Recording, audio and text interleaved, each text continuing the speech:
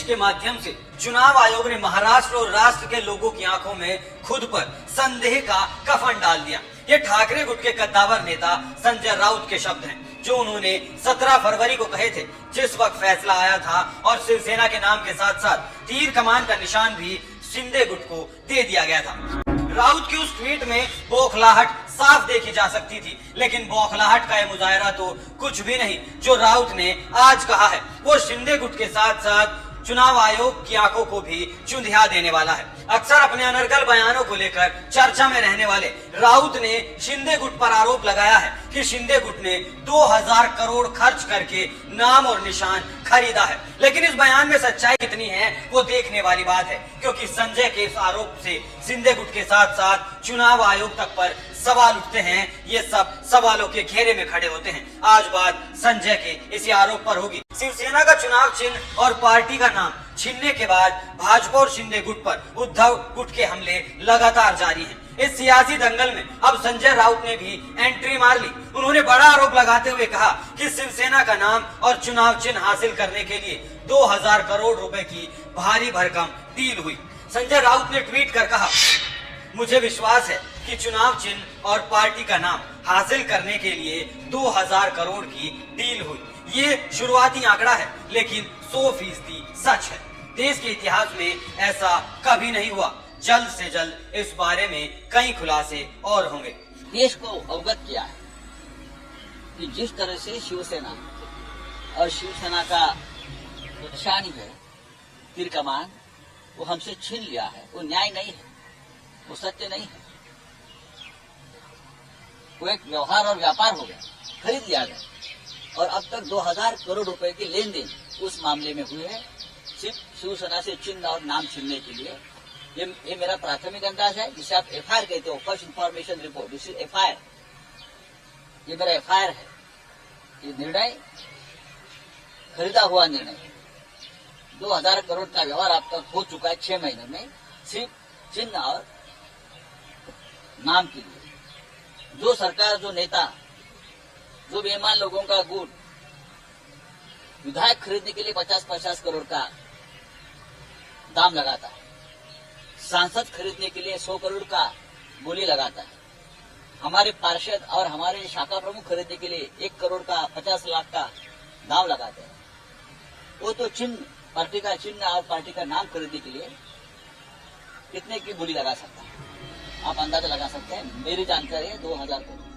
इससे पहले संजय राउत ने ट्वीट कर कहा था कि इसकी स्क्रिप्ट पहले से ही तैयार थी। देश तानाशाही की ओर बढ़ रहा है, जबकि कहा गया था कि नतीजा हमारे पक्ष में होगा। लेकिन अब एक चमत्कार हो गया है। लड़ते रहो, संजय राउत ने कहा था कि ऊपर से नीचे तक करोड़ों रुपए पानी की तरह बहाए गए। हमें फिक्र करने की जरूरत नहीं, क्योंकि जनता हमारे साथ है। लेकिन हम जनता के दरबार में नया चिन्ह लेकर जाएंगे और फिर से शिवसेना खड़ी करके दिखाएंगे। ये लोकतंत्र की हत्या है। दरअसल चुनाव आयोग ने 17 फरवरी को शिवसेना का नाम और चुनाव चिन्ह शिंदे गुट को सौंप दिया।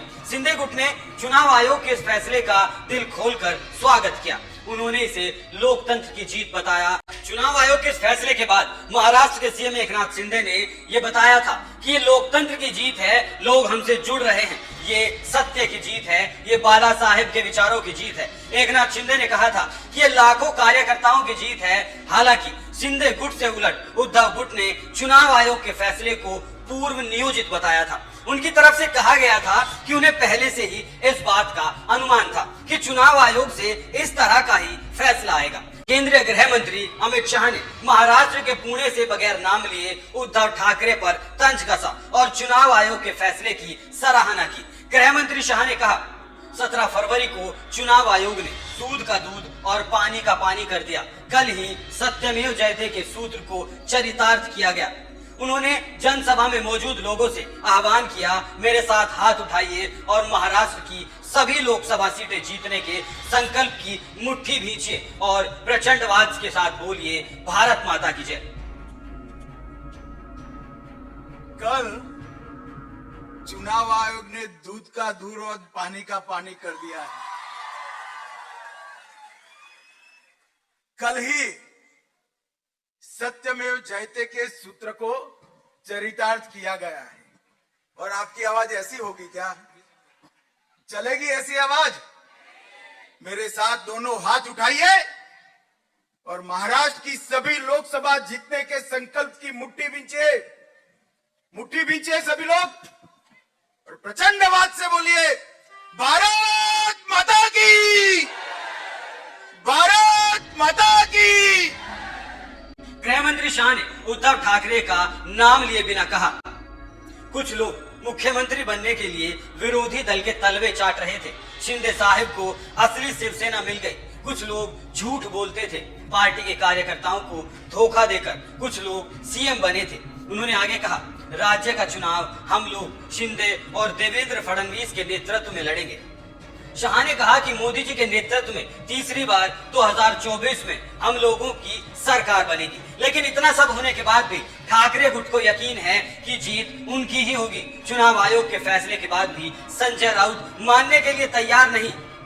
राउत का कहना है कि ठाकरे का अर्थ लचीलापन, तप, दृढ़ता, धैर्य और नवीनता है। चुनाव आयोग इसमें सेंध नहीं लगा सकता। हम इसे माननीय सर्वोच्च न्यायालय तक लड़ेंगे और एक विजेता बनकर उभरेंगे। चुनाव में महाराष्ट्र की जनता अंतिम फैसला पारित करेगी। हम जीतेंगे। जबकि ठाकरे पर राम विरोधी और हिंदुत्व विरोधी होने के आरोप लग चुके हैं। शिंदे ने जिस वक्त ठाकरे से रिश्ता तोड़ा था, उस वक्त कहा था कि ठाकरे के पास उनके नेताओं की बात सुनने का वक्त नहीं, तो ऐसे में उनके पास कोई और रास्ता नहीं था।